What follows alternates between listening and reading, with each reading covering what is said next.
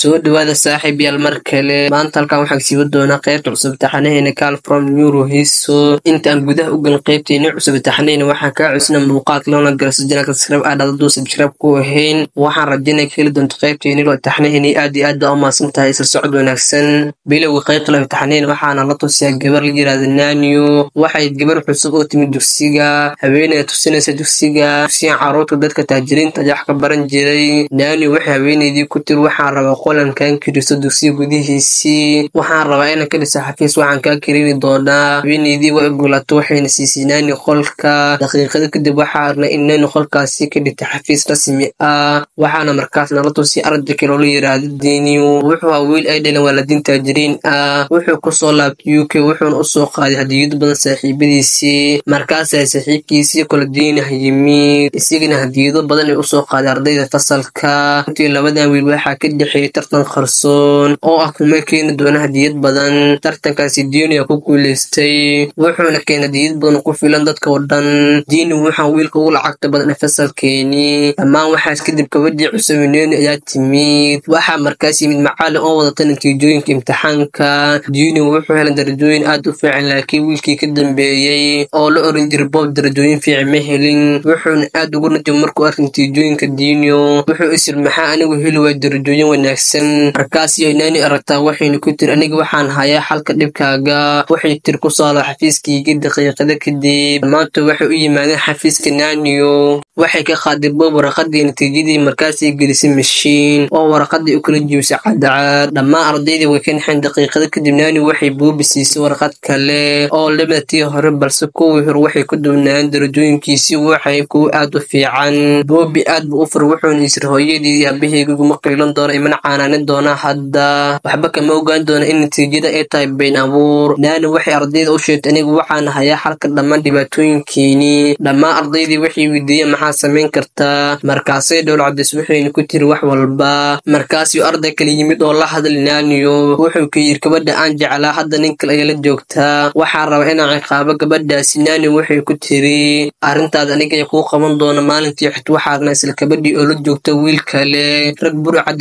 waxayna dileen wiilkaasi Nanyo waxay caan ku noqotay sababtaas darteedii hadda waxaa sab dheer u yahay xafiiskeedii arday badan oo doonay in dhibaatooyinkooda la xaliyo iyadoo lacag bay ka qaadan jirtay adeegaasi laakiin hal arday uma imaan jirin Nanyo waxay u tagtay waxayna ku tiri adiga weli ima imaan aniga caab markaasuu Bob yiri wuxuu hodan yahay dhib mal haddii aad wax dhib ah qabto wuxuu adigu ka xalin karaa Nanyo arrintaasi way neefsatay waxayna dareentay masiir hadda waxay bilowday inay ka fikirto Nanyo waxayna tiri waa inuu dhib qarsoon yahay maalmo kadib markay saaxiibadiisii ay ka hadlayeen safar Japan ay aadayaan Nanyo waxay ku tiri maxaa ugu tagi weyseen guriga Nanyo casho markaasuu Nanyo la yaab wuxuuna bilaabay inuu walwalo wuxuu in saaxiibadiisii yimaadaan gurigiisii laakiin saaxiibadiisii waxay ka heleen fikradaasi waxay ku yiraahdaan haan waxaan rabaa in gurigaaga nimaadno laakiin Nanyo wuu taasoo keentay inay niyad jabaan waxay ku yiraahdaan laakiin maxaa dhacay Nanyo wuxuu ku jawaabay haddii aad timaadaan gurigayga waxaad jebin doontaa alaabta qaaliga ahayd haddii ay taasi dhacdo waalidkaygii waxay ka xanaaqi doonaan laakiin hadda saaxiibadiisii waxay ku adkaystay inay yimaadeen gurigiisii waxayna ka xanaaqeen diidmadiisii waxayna ku yiraahdeen saaxiibo kulama ahaani doono saacadani markaasuu Nanyo arkay saaxiibadiisii ay dareemaya xanaaq wuxuuna si qasab ugu yiri ha waa imaani kartaan dibna wuxuu gal gurigiisii wuxuuna darwalka u sheegay ciwaanka gurigiisii darwalkii wuxuu geeyay gurigiisii markaas daawadayaashu waxay filayeen in gurigiisii noqon doono mid weyn oo qasri ah laakiin waxba sidaas ma ahayn runtii Nanyo wuxuu ahaa mid sabool ah hooyadiisii iyo aabihiisii waxay u shaqayn jireen si adag si uu wax u barto wax kasta way u samayn jireen xitaa shaqadii guriga ma dirin waxay doonayaan inuu wax barto mustaqbalkiisii dhisto laakiin Nanyo wuxuu saaxiibadiisii u sheegay wax been ah wuxuu u sheegay inuu yahay wiil ay dhaleen dad taajiriin ah hadda Nanyo aad buu u murugisan yahay sababta wuxuu in bintiisii hadda bilaabanaysa inay soo ifbaxdo inuusan ahayn wiil hodana balse uu yahay wiil sabool ah Nanyo wuxuu muddo badan ka fikiray arrintan ugu dambeyn wuxuuna go'aansaday inuu joojiyo saaxiibadiisii inuusan ogolaan in gurigiisii yimaadaan markaasii fariin ka soo dhacday Nanyo ku jirto kooxda waxay ku tir dhammaan markaa maxaa go'aansateen maxay tahay qorshihiinii ma dhammaantiin guriga Nanyo baa u socotaan kahor intuusan Nanyo wax oran saaxiibadii kale ayaa bilaabay inay fariin diraan aad bay u xiiseynayeen inay booqdaan guriga Nanyo Daniyo waxayna isweydiinayaan dharkii u xiran doonaan guriga Daniyo. ugu dambeyn waxay si go'aan u yiraahdaan waxaan u socnaa guriga Daniyo. inkastoo isiga waxba oon hadda ma uusan diidi karin, wuxuu dareemay inaysan jirin waddo kale. sidaas darteed wuxuu wacay Nani wuxuuna ku yiri waxaan rabaa guri kira ah, gurigaasi waa inuu qurux badan yahay, waxaan rabaa hal maalin oo keliya. waxay ku tiri laakiin maxaa dhacay Daniyo? wuxuu yiri saaxiibadeydii guriga ma keeni karo, ka war haddii ay jibaan alaabta qaaliga ee guriga taala. wuxuu Nani ku yiri aniga waxaan kuu wacay inaa i caawiso. waxay tiri hay shaqadaadi waa la qaban doonaa, waxaan kuu heli doonaa guri kira. sidoo kale waxay ka codsatay lacag, waxayna u balqaaday sirtaada waa ilaalin doonaa, mana uma sheegi doono. Dani wuu ogolaaday. hadda su-aasha waxay noqotay xagee buu lacagta ka helayaa, muxuuna samaynayaa? wuxuu aadaa inuu xado lacagta waalidkiisii. markaasuu maqlo codkooda. waxay fadhiyeen qol kale, waxayna isla hadlayeen. hadda waxayna ka hadlayeen deenta, isla deentii ay damacsanaayeen iska bixiyaan bishaani. sababta waxay si degdeg u shaqeeyeen, wayna ku faraxsanaayeen. waxayna ku yiraahdaan ugu dambeyn deentii waa iska bixin. Dani wuxuu is yiri waalidkaaga waxay si adag u shaqeeyeen lacagtani, aniga waxaanu xaday si keliya magaciigu ilaaliyo. sidaas darteed wuxuu lacagta iska dhigay. laakiin markaasuu markale ka fikiraya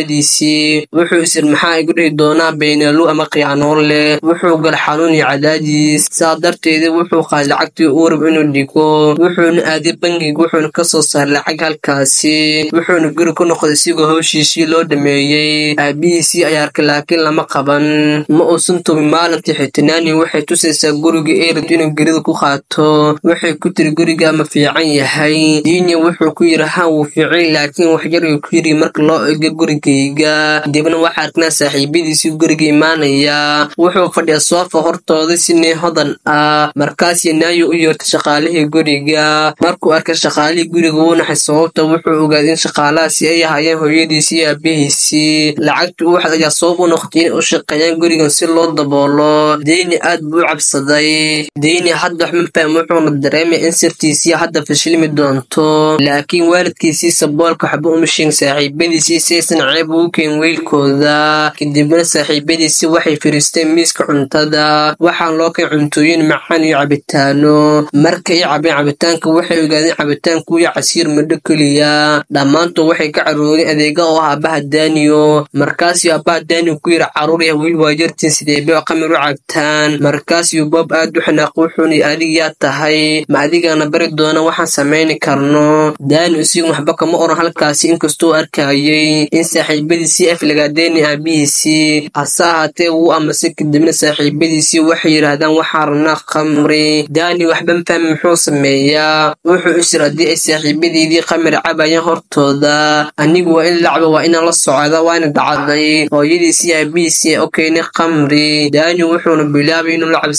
saaxiibadiisii. laakiin dhammaan intaas waxaa aragna in saaxiibadiisii si xun aflagaadeena hooyadiisii aabihiisii. isna waxba kama orna siduu xaalad uga bax. Daniyo wuxuu leeyahay hadda ayna tagno qol kale. markii halkaasi tageen waxay bilaabayaan hadal xun ka ornayaan waalidka Daniyo. waxay yiraahdaan adeegyadaasi waa kuwa aqla xumo. hadda waxay bilaabeen ciyaar halis ah. waxayna qaateen bastoolad. waxayna bilaabeen is dul dhigaan. waxay ogaadeen inaysan waxbad ku jirin, laakiin waxay rabaan in halis galaan. midba midka ka dambe u dhiibaya bastoolad isigoo madaxiisa saaraya. markii la gaaray Daniyo aabihiisii ayaa yimid. wuxuu carruurtii ku yiri maxaad ugu ciyaaraysaa ciyaarta halista ah? ma ogti in waalidkeeni aad nii jecel yahay, mana jecelna sidaas ii samaysaan. Bob wuxuu bilaabay inuu dagaal la galo aabaha Daniyo. wuxuuna si xun u ruuxi aabihiisii. wuxuuna u muuqatay inuu dhintay. dibna hooyadiisii ayaa timid. waxayna qaaday bastoolada. waxayna tiri qofna uma dhawaan karo ninkaygii. laakiin Bob aad buu u caraysnaa. wuxuuna riix hooyada Daniyo. hadda qof walba wuxuu mooday inay dhintay adeegaasii Daniyo. dhammaan way ergaxeen. Daniyo isna waxba ma oranayo. wuxuuna dareemay inuu khasaaro. laakiin waxaa agnaa Daniyo istaagan gadaal iyadoo qoslaysa. markii la arko waxay u muuqatay inay si olkac u baabasho dhammaan dhacdadani. mar hore ay ogaatay sirta Daniyo. kadibna waxaa aragnay Daniyo gurigiisii ku laabtay. wuxuu arkay hooyadiisii aabihiisii hortiisii fadhiya. waxay fadhiyaan miiska waxba uma sheegin ayaga. wuxuu u fadhiisay amase sababto aad buu u ceebaysanaa. waalidkiisii ayaa ku yira tag oo dharkas ka soo bedel. kadibna nolol fadhiisto oo nolol cuntay. ruuxaantii hooyadiisii aabihiisii ma aysan dhiman. markii Bob uu ruuxa keli ay suuxeen. markay miirkoodii la soo naqdeen lacag badan ayaa la siisay aysan waxba u sheegin. markaasii guri ku laabteen lacagtii ay heleen. ugu dambeyntii waxaa aragnaa hooyadii aabbaha Daani oo dhaawaca wejigoodii waxaa ka muuqda calaamad badan oo dhaawacyo ah saaxiibada Daani si xun u dhaqmo waalidkiisii waxay si fudud ula fadhiyeen wiilkoodii Daani iyaga wax cunaya isla lacagtii ka shaqaysan ayaa hortoodii saarnayd miiska markaa qof kasta oo tahay weligaaba faraxsano hana isku day inaad waxaad ahayn iskaga dhigto dadka markaa muuqaalkan la tusaa taxanihi halkaasi ku dhamaanaya saaxiib yaal aad iyo aad baa u mahadsantihiin haddii halkaan nala soo gaarteen waxaan aad iyo aad isku dii doonaa inaan joogteeyo taxanayaasha hadda fikirkaadeen la wadaag ma soo badin doonaa taxanayaasha haddii may tahay waa noo muhiim aad iyo aad baa u mahadsantahay muuqaalka like noo sar hana ilaawin inaad janaag subscribe dhahdo